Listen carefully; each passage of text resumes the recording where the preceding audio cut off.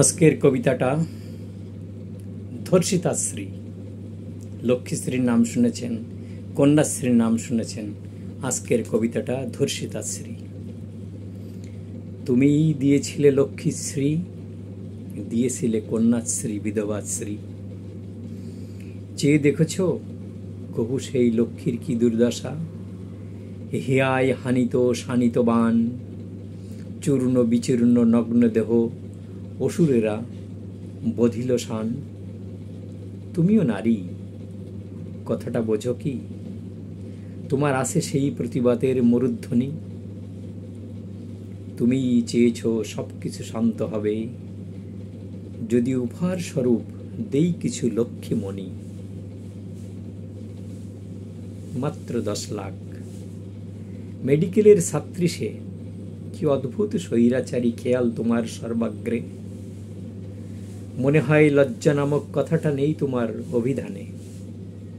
তুমিও নারী, তাই কথাটা তোমাকে বোঝানোর প্রয়োজন।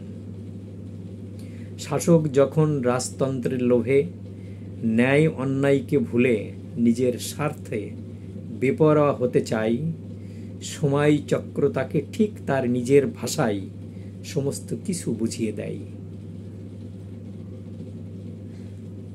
শকুনি মামা বাঁচেনি, বাঁচেনি মামা কংস, বাঁচেনি শূর্পণখা, বাঁচেনি হিটলার।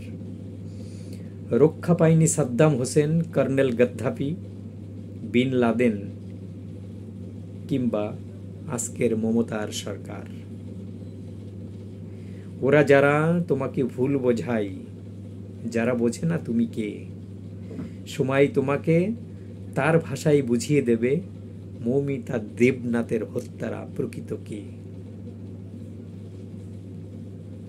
কোঠিতে বেশ্যা, গদিতে বসে থাকা ভ্রষ্ট রাজনেতা, দুজনের মধ্যে শ্রেষ্ঠ কে?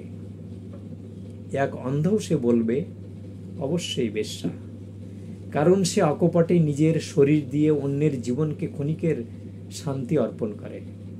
আর তুমি দিদি, তোমার পালাপোষা রাক্ষসেরা নিরীহ মৌমিতাকে বধ করলো, ধর্ষণ করলো, তার মূল্য মাত্র 10 লাখ।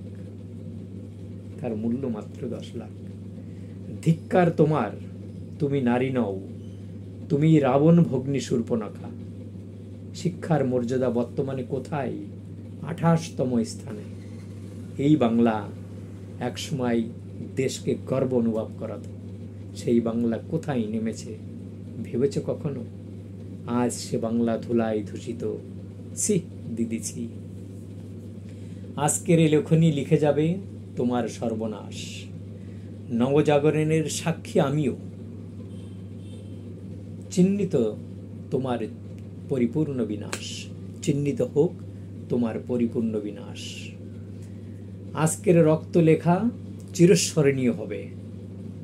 লেখা হবে তোমার সর্বনাশ, লেখা হবে তোমার সর্বনাশ।